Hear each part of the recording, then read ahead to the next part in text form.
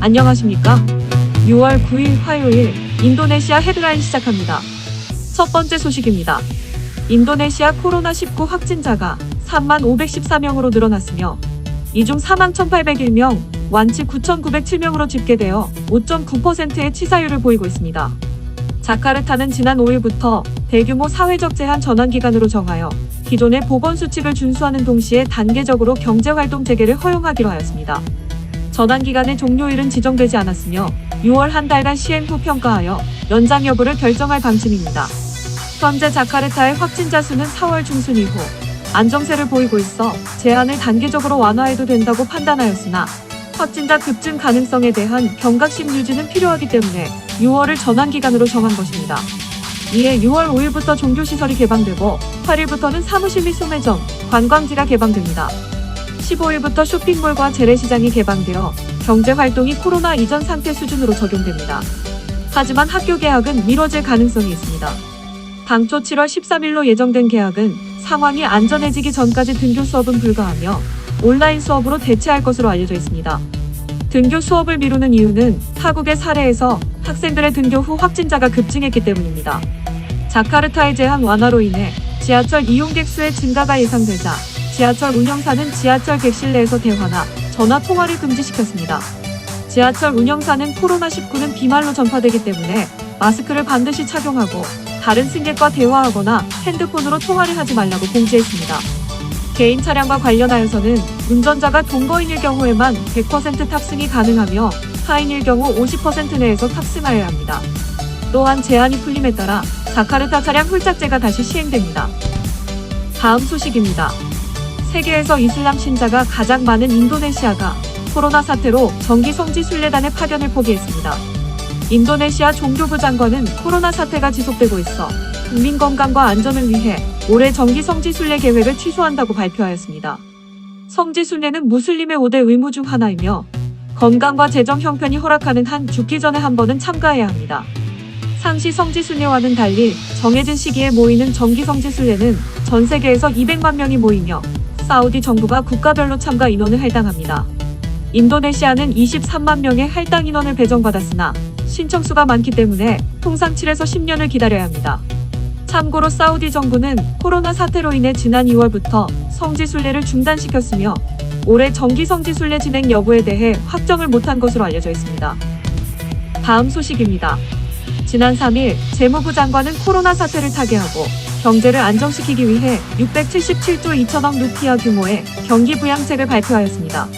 당초 배정된 641조 루피아보다 더 높은 이번 예산은 의료관리 시스템을 강화하고 소비를 늘리기 위한 분야에 더 많은 지출을 유도하며 기업의 파산을 막고 해고된 노동자들을 보호하기 위한 분야에 집중하는 것을 목표로 하고 있습니다.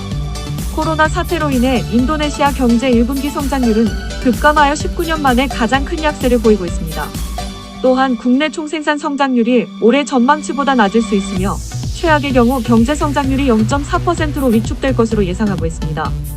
새로운 경기 부양책 예산은 보건 분야, 사회안전망 프로그램 강화, 소상공인 및 중소기업 지원, 정부 부처와 지방 행정 지원, 국영기업 및 노동집약적 기업에 대한 부양책으로 구성되어 있습니다. 다음 소식입니다.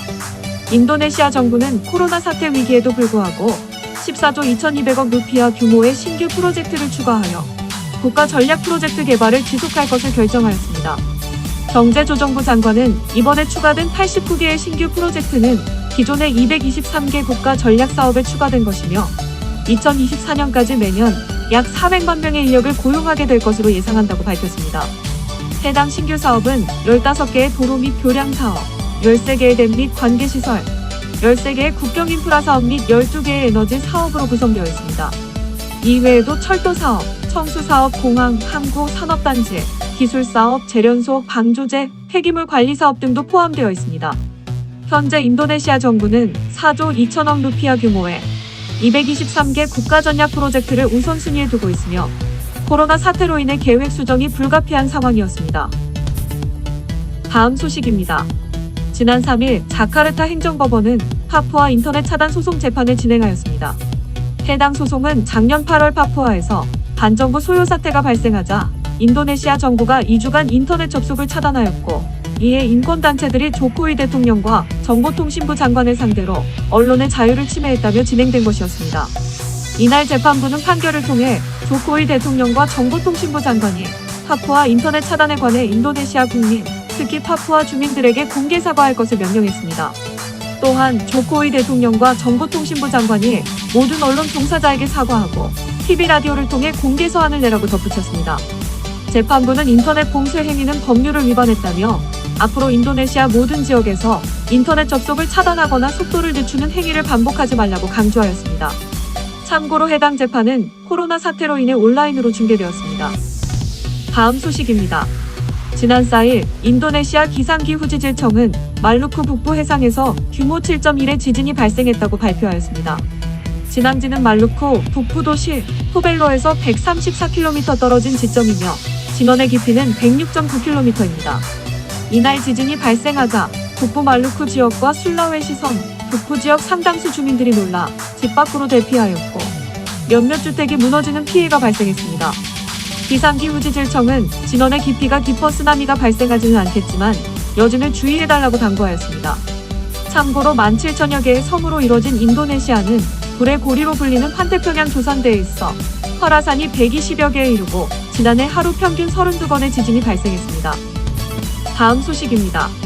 지난 6일 중부자바 스마랑 인근에서 육군 소속 MI-17 헬리콥터가 비행 훈련을 하던 중 추락해 9명의 사상자가 발생했습니다.